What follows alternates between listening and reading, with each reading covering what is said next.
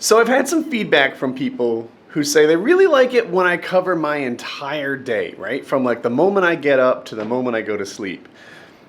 Sadly, I've missed a little bit of that already. Well, I got up and I've been editing for a couple hours. I used to edit before I went to bed, but there were so many 2 a.m. and 3 a.m. nights. It wasn't good for me, like my mental health or even my physical health. And I don't know about you, but if I stay up till like, I'll exaggerate, like 3:30 a.m., I usually snack, like I'll have a meal, not a meal, but like pumpkin seeds or milk and cookies or I'll eat something. I don't go from 6 p.m. to 3:30 a.m. without having more food. And if I go to bed on time, like before midnight, I do. Anyway, so I got up around 8:30, I think, and I spent a couple hours editing, I guess nearly 3 hours. And that's rendering now. After the render's done, I'll make the thumbnail and then I can upload a scheduled upload. That's why I hit 2:30 on the mark every day. It's scheduled. And yeah, so first task is done. Now I'm gonna have lunch. So this is lunch. It's some kind of chicken salad. It's not as wonderfully healthy as it might look. There's salad dressing on there. You can have salad dressing. Jackie says I can have salad dressing. But yeah, it's lunch. I guess on the spectrum, it's on the healthy side of the list. It has to be. And I'll eat this, and then we'll get going to our next task. So I mentioned that today is one of those include every steps of my day thing. I did a couple things while you were gone. One, made the thumbnail and kicked off the upload. Man, thumbnails are huge. Let's talk about this for a second. So I came to my talking seat. I want to talk about clickbait. On YouTube, the idea is to lure people in with your title and your thumbnail. That's what sucks them in. And then when they get there, if you're a good YouTuber, you try to give them a video that they enjoy so much, it makes them want to watch another. That's the goal, right? That's what we're up to. Some people don't even bother with that. They just put boobs on the thumbnail and completely disappoint you. That's not me. I'm trying to get subscribers, people who want to see the video after that. About 2 weeks ago, I think, I made a video that said time to fly, question mark, exclamation point, question mark, exclamation point. And in my head, it was a clever title. Like it was half clickbait, undeniably, like time to fly. Although with question mark, you seasoned internet people know that if there's a question mark, it didn't really happen. And then the other part was like time to fly, like expressing my frustration. So I was like, oh, this is a clever sort of like double meaning title. Most of you didn't see two meanings. You just saw like time to fly as in you expected flight in that video and it didn't happen. It did happen the very next one, but it is what it is. People have different rules for me. I feel like they don't want me to be clickbaity at all, that I need to somehow grow my channel with titles that you might find in an encyclopedia or a Wikipedia article, just give me an accurate description of what to find, and that's not how it's going to be. I needed to be a little more clickbaity than that. Like, dude, I live in the same world you do. I'm not going to do it with handcuffs on. You're going to have to cope with that. So, I guess I'm easing my way into attractive titles. But the key is not to leave people disappointed. If I draw them in with a clickbaity title, they need to like the video. If that happens, then we're all good. This is like a route that many YouTubers before me have taken. They put a thumbnail or a title out there, she's so naughty. And even if the bulk of the video wasn't about some girl in a bikini top, they liked the video. They enjoyed it, and they want to see the guy's next one. That's the way to do it. That's to me what the answer key is. So yeah, if my titles and thumbnails suck you in, good. That's what they're for.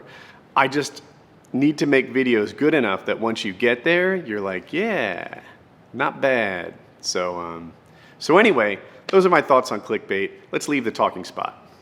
So back on topic. This is the thumbnail. For you, I think it's yesterday's thumbnail. For me, it's the one that I'm uploading right now. I wish it was more clickbaity. I think there's a decent amount of people who are kind of invested in the stable and want to see it follow. But I wish that there was something sexier to put in there. I like branding in a thumbnail. Some people disagree.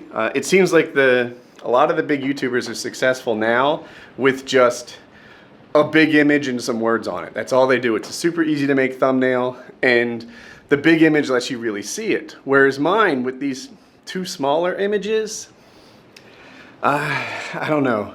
It's better. I made the images bigger. I made the words bigger. It used to be 3 images and you couldn't see them at all. I might continue to tweak it, but yeah, it's you know, this is just a man at work, and I'm not sure it's the kind of thing that makes people go like, what the heck is happening in that video? I have to see it. There's always room for improvement, I guess, for everyone in their job. I think thumbnails are, you know, if I were to draw like a 1 to 10, I feel like my videos are above 5 and my thumbnails might not be. I don't know. But that's a thing. The truth is, we don't really need a golf cart to get to the tractor. I mean, it's just like... I'll go the long way. Yeah, make it look like a bigger drive. But we're carrying the tripod. That was my excuse. It's not even a very good one. But let's go get the tractor. Different kind of video. We're including every aspect of our day in the life. So normally I do this like little bit of trickery. Like I come inside and I unlock it, and then that allows me to do like that outside scene of like me opening the door. It's kind of like this door doesn't open very well. It's kind of I feel like it's better cinematically, you know, to open it from the outside. But it's a different kind of day in the life video. You see what it's actually like. Now, it's easy to think that because the tractor's doing all the lifting, that it's not any work. And I'll grant you, it's a lot better than actually doing the lifting yourself. But it is work. I've been thinking about this, like how to describe it. I have to work the front end loader, and then I have to drive and steer, and it's a manual, like that. So it's a stick shift.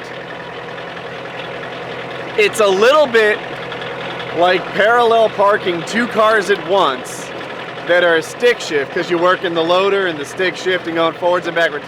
It's like parallel parking 2 cars at once without air conditioning. It's pretty equivalent to what it's like to operate a tractor. Now, mowing's not that hard. You really just set it. It has like a cruise control, and you drive.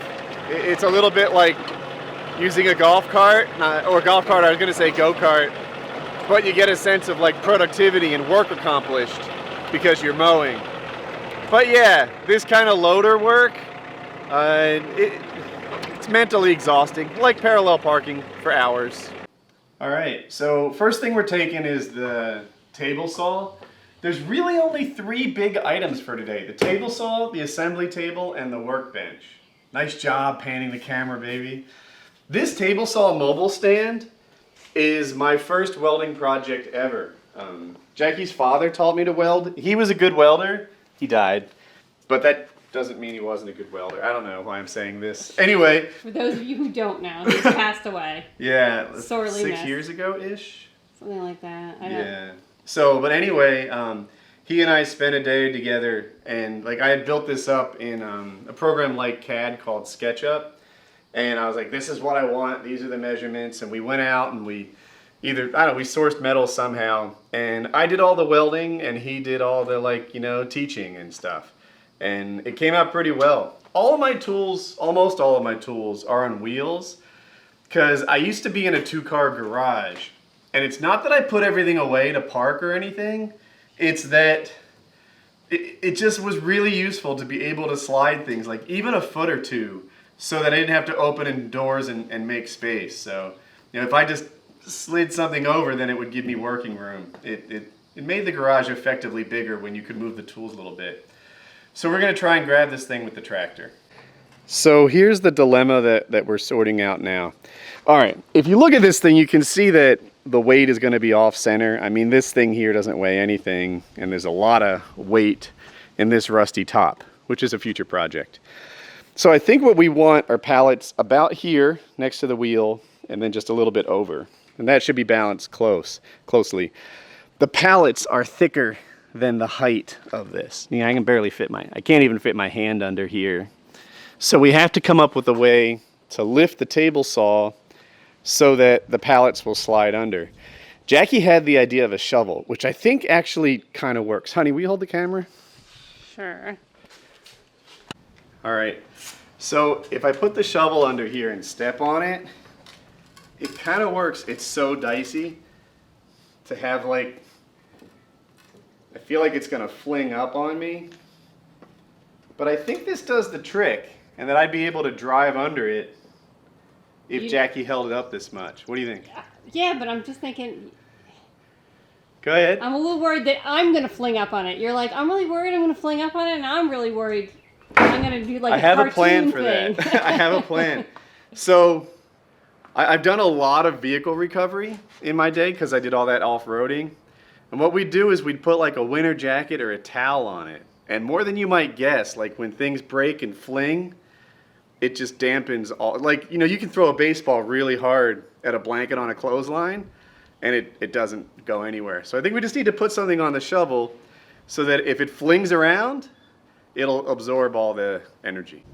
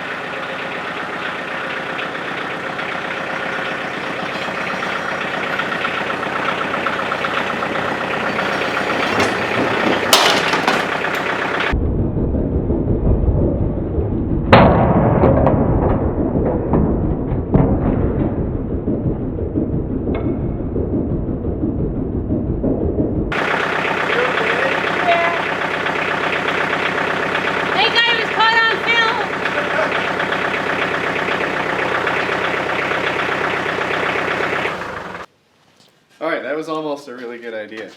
Let's. All right. So we put some bricks under here, and we're hoping that gets the job done. We'll see.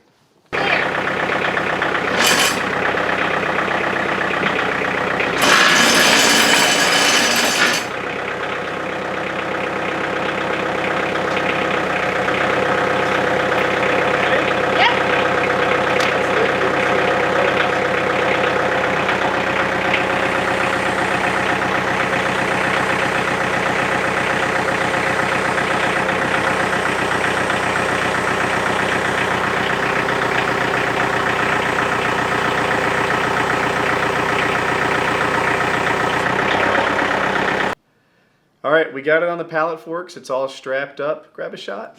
Sorry. There we go. Driving it over is pretty easy. This is what the tractor is good at. I just have to make sure that the pallet forks don't stab the ground as we go through the bumpy parts. So here we go.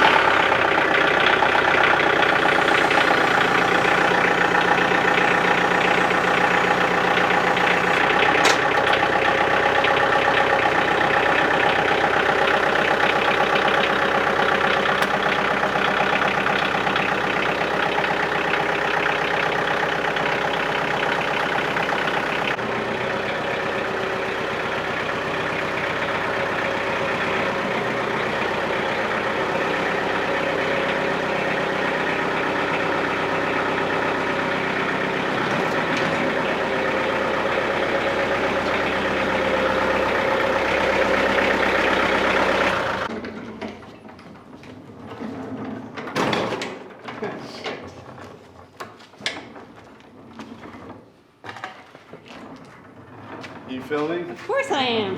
Great. Well, it's hot as blazes. It's July in North Carolina. But we're having some success.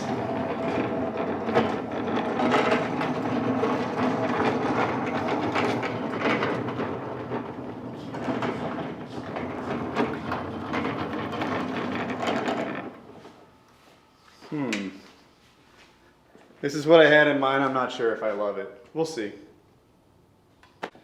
This one might be the easiest one to get on the pallet forks out of all of them. You know what? If I'm honest with myself, I should spread the pallet forks. Cut.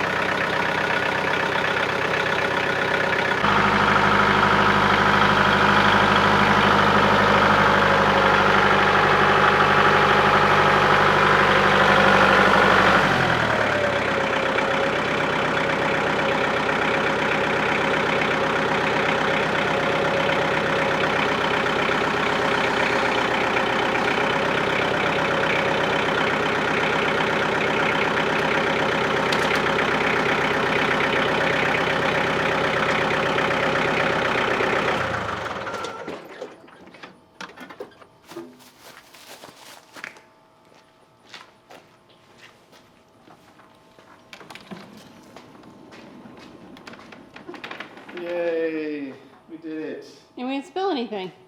No, it couldn't have gone much better.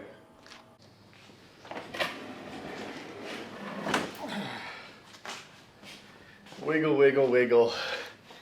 Wiggle, wiggle, wiggle.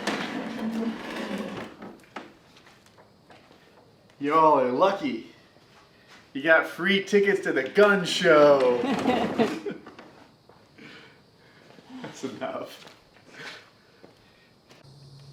All right.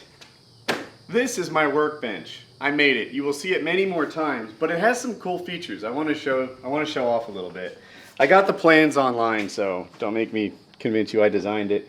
These are dogs, and you can pop them up a little bit, hold a board in between them, and squeeze it. You never have to move this more than a couple of strokes because usually the board fits just about the right size between one of these things. This is cool too. So there's different heights that represent perfection, right? Like if you're working on something hard, lower's better because you can put your body weight into it. If you're working on something like carving or whatever that's more delicate, you kind of want it higher. So I made myself like a little stool. Here, come around. They were just landscaping timbers left around the house, but they work great. And now, come to this side, baby. He's moving around a lot, so I just want to say I'm doing my best. When I want a plane, and I want the bench to be lower, I stand on this thing. And this thing is cool. Here, look at it. When I made it, I was in this phase where I only did what they call Neanderthal woodworking, which means that there's like no metal fasteners in the whole thing. It's just these like wooden dowels that I made and glue, and I used a hand plane to like do it. And yeah, so this is all what you might make in like Colonial Williamsburg, but it makes you taller.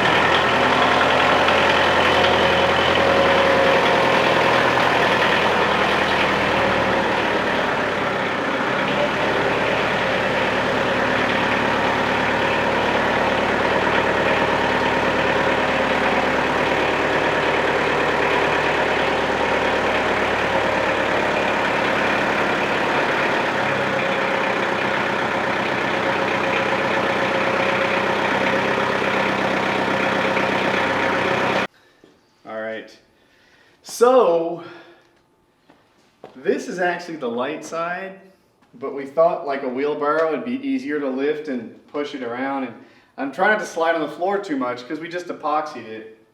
I don't know how heavy this is gonna be.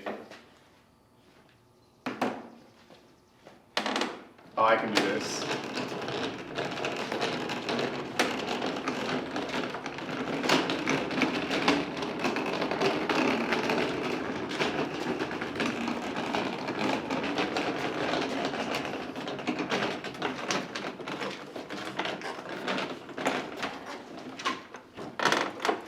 Oh, Jesus.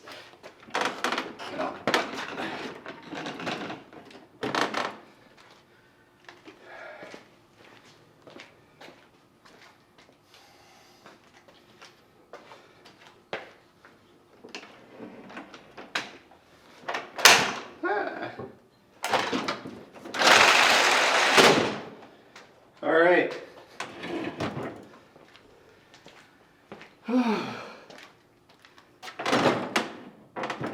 That was cool. This one's kind of exciting to me. I am in no means a master welder, but I can weld. And since I moved here, I couldn't. Like, I lost... It takes a special power source to run this thing. It's 50 amps. And if you don't know, 50 amps is a lot. Like, probably the biggest thing in your house is a dryer, which is 30 amps, about half that. But I wired up the 50 amp power source in the stable a month or two ago, and now all we need to do is move this, and I'm a welder, which is cool.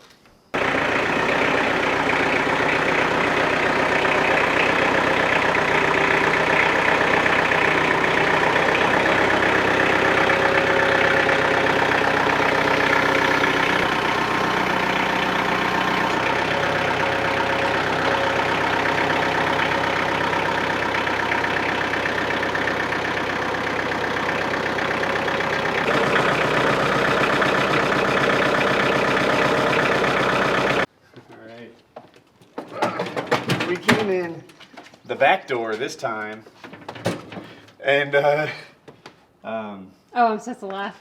I didn't get it. I didn't mean it at first, and then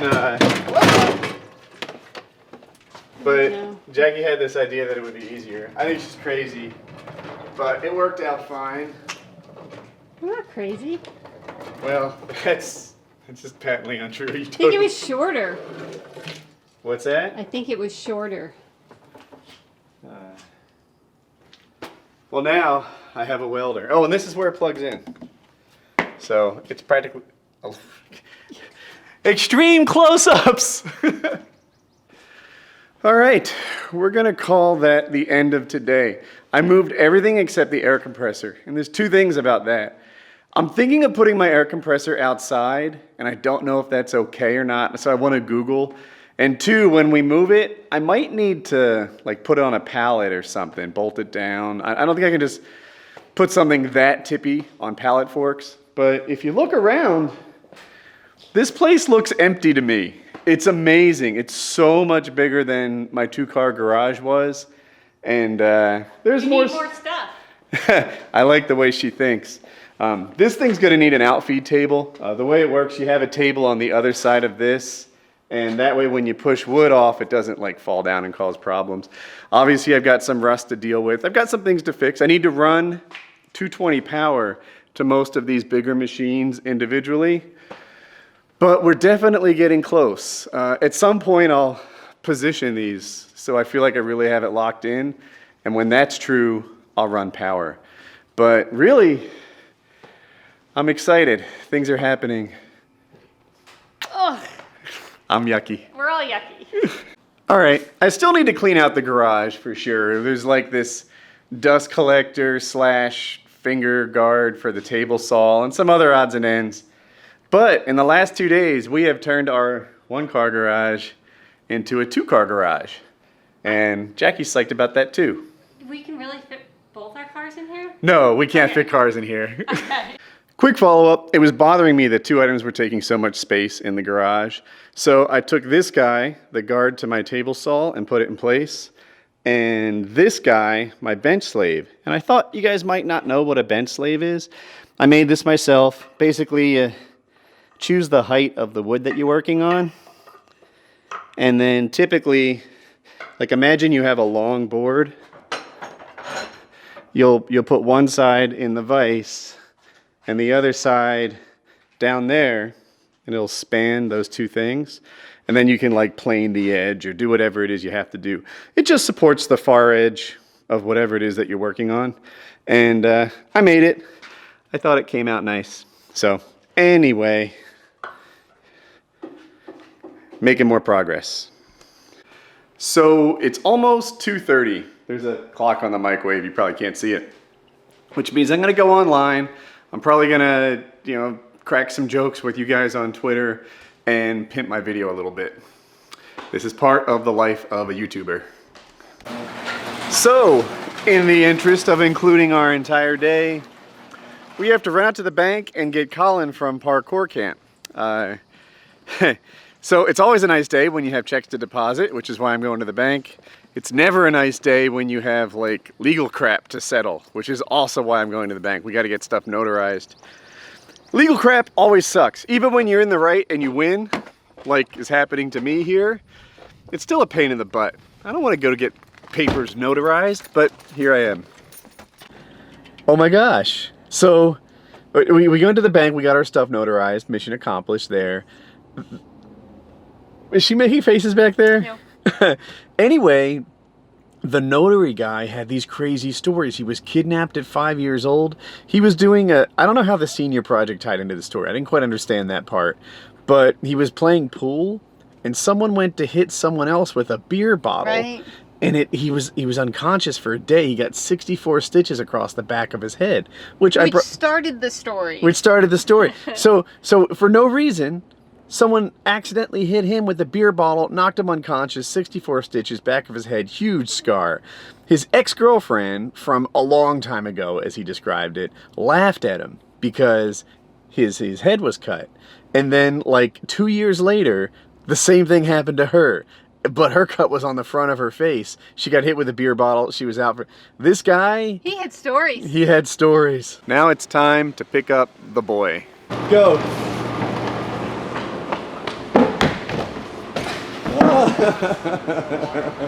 Not bad. Go ahead, Colin. Don't roll. Cartwheel, rebound straight up. Huge twist, but land on your feet.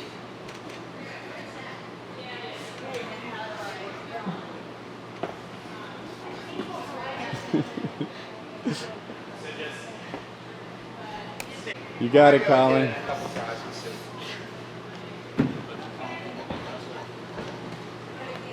Right now? Much more effective. I mean, if I tried to race into the car, I'd probably go. But then we're just going to push everybody out of the way. It's going to cross the castle lock.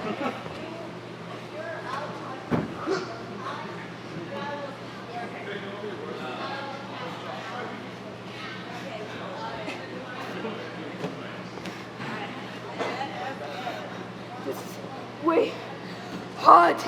Come on, go across. Get above the bar. Do it. Keep going, Colin. Oh, the strain. Put your foot on the wall. Muscles. Oh, down he goes. It was a good start. The bar's hard. So, that is Enso movement. Those guys are incredible. Ah! I almost hit a car. They are the nicest people that you'll ever find. It's the greatest group of coaches that you could ask for. If you're in the Raleigh area and you're at all interested in parkour as like maybe a more fun way to get fit, these guys look like Greek gods, then check them out. Free plug. Enso movement has been great to me and my family. So we finished with our banking and picked up Colin. I just hopped on my computer, as I do throughout the day, and saw this thing about CSGO gambling sites no longer being supported. If you haven't seen this, basically Valve said, look, we have never supported or profited or partnered with any of these gambling sites. They use our API, our application programming interface, to verify ownerships of the skins, and they're doing it for a reason that we don't want them to use it for. We're going to start shutting down the gambling sites. This is what Valve said, essentially. I wanted to talk about it. So, The thing is, I feel like Valve did know about it. And Valve knew that more people were interested in paying them $3 to unlock skins than they would have been without the gambling sites. That's the truth of it. Valve is like, yeah, our skins are suddenly really valuable. People want to buy them from us for $3 a pop. You know, sometimes they're worth $1, sometimes they're worth $10,000, you don't know. But tons of people are buying skins from us all the time, partly because this whole economy has sprouted up around skins. And Valve is only now saying, what? No, we never had anything to do with that. Okay, but it is what it is. They've always kind of supported it. That API is out there. They knew how it was being used, and they're only now changing the way that you're allowed to use it. So it appears that in short order, these skin gambling sites will go out of business. One other thing I wanted to talk about the CSGO Lotto website. That what T Martin Syndicate and originally Josh OG, but not anymore. I think he just like backed out of it. Whenever I'm in drama, usually the thing that I thirst for most is for people just to get the facts right. That's all I want. You know, like if you were to judge me based on what actually happened instead of like, I don't know, the drama alert version of it, which is typically horseshit and made up and, you know, whatever, then that would make me so happy. So I just, CSGO Lotto, right? Syndicate, T Martin, and Josh OG are guilty of not admitting that they owned it. That's like the core of it. And then there's a whole bunch of bullshit wrapped around the rest of it. And you know, that by itself is bad. They should have said they owned it. They should have been clear. They should have said, check this place out. It's the coolest one in the world. I own it. I'm so proud of it. But they didn't do that.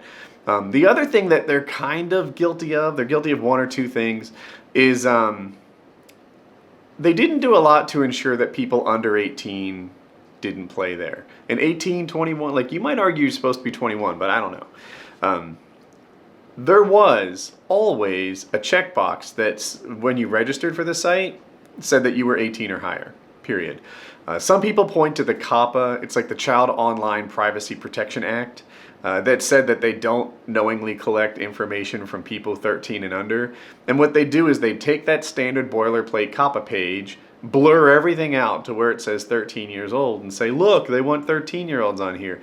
That was horseshit and it always was. The truth is, you had to check a box saying that you were 18. Now, as a counter argument to that, if you're a bartender, and PKA guys have heard me say this before, and someone who's 20 slips in, right? You're supposed to be 21, but someone who's 20 slips in, I forgive that bartender, right? The customer lied to you, they managed to get in, etc.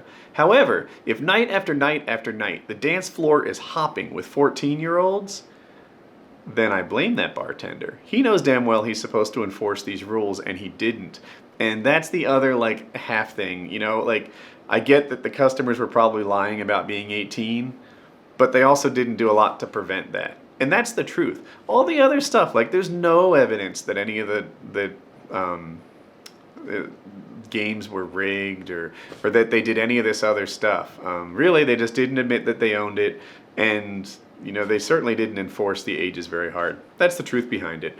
And it looks like it's about to get shut down, and there's lawsuits in, I think so far, Florida and New Jersey, and who knows what else. There's lawsuits popping up everywhere. There was a time when I really envied the CSGO Lotto success. It was like, wow, because as a business, it was tremendously profitable. Now, I'm glad that I have nothing to do with it. As a business, it's a gigantic headache. And, you know, there's a real possibility that they'll, you know, as profitable as that business was, that they finish worse than they started. That's not what you want. But anyway, we're about to go out to dinner with some friends, so I need to get ready for that. I scanned in the legal documents, so mail those off and that headache will be over. I am so hungry. I haven't had anything to eat since that salad today, and salads are barely food. Barely. They're right next to soup. I am prepared to go to Chili's, order some bottomless chips and some bottomless lemonade, and find a waitress who's prepared to execute on that promise. So I don't know if you can see it. There goes Jackie in the distance. We're taking separate cars because I have painkiller nearly tonight, and I guess I want to be in control of my own destiny. I want to be able to go home on time if I need to.